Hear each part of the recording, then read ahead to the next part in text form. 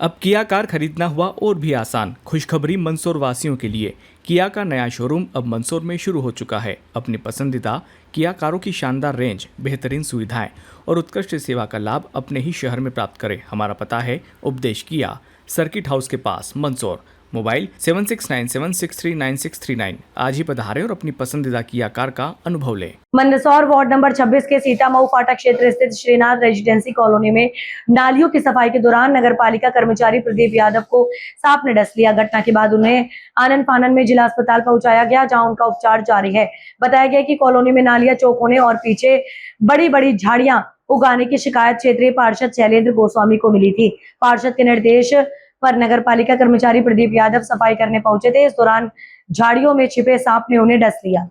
घटना के बाद पार्षद शैलेंद्र गोस्वामी और कांग्रेस नेता संदीप सलोद ने नगर पालिका की कार्यप्रणाली पर नाराजगी जताई। उनका आरोप है कि सफाई कर्मचारियों को सुरक्षा उपकरण उपलब्ध कराने के लिए कई बार आवेदन दिए गए, लेकिन जिम्मेदारों ने गंभीरता नहीं दिखाई। उन्होंने कहा कि सफाई कर्मचारियों की सुरक्षा के लिए आवश्यक दस्ताने, जूते और अन्य सुरक्षा उपकरण उपलब्ध होने चाहिए ताकि इस तरह की घटनाओं से बचा जा सके।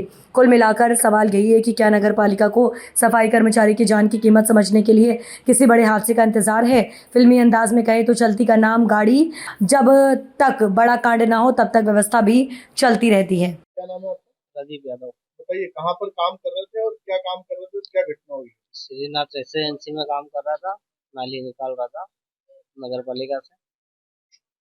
तो मालूम नहीं रहा ने सांप दरबार में बैठा होगा तो एकदम काट लिया। हम्म, वार्ड नंबर 26 क्या कहाँ पर काटा आपने? पाँव पे क्या पिन रखा था आपने? चप्पल वगैरह। उसके जूते वगैरह देख दिया था? जूते है लेकिन वहाँ ऐसा कुछ था नहीं, इसलिए नगर पालिका ने दे रखी है? दे रखे ना।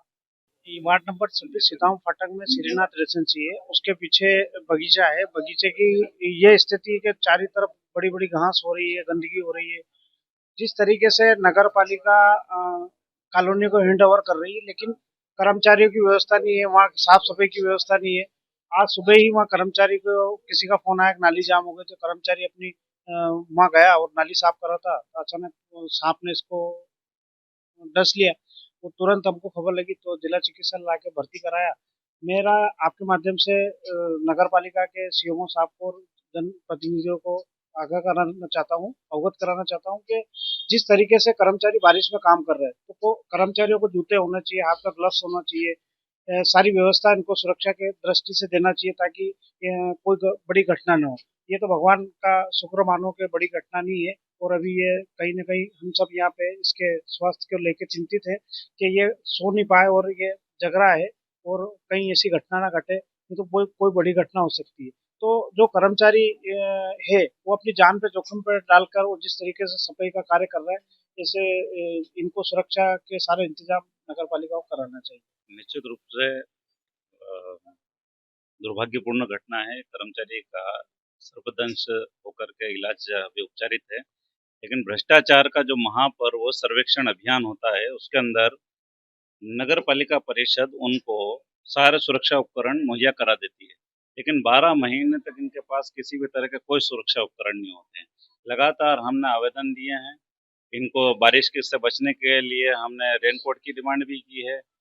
कई और अन्य जो सुरक्षा उपकरण होते हैं, ये सारे सुप्रीम कोर्ट के गाइडेंस के आधार पे है, लेकिन मजाल है कि हमारी नगर पालिका इस विषय पे ध्यान दे दे। आज एक घटना हमारे सामने जो सामने आ गई है, ऐसी कई घटनाएं निरंतर हो रही है जो हमारे सामने आ नहीं पा रही है। तो मेरा पुनः नगर पालिका से, जिला प्रशासन से अनुरोध है कि वे ऐसी घटनाओं को संज्ञान लेते हुए कम से कम इनका वो जो सुरक्षा उपकरण का अधिकार है, वो अधिकार तो इनको दें। फिर हम ये चाहते हैं।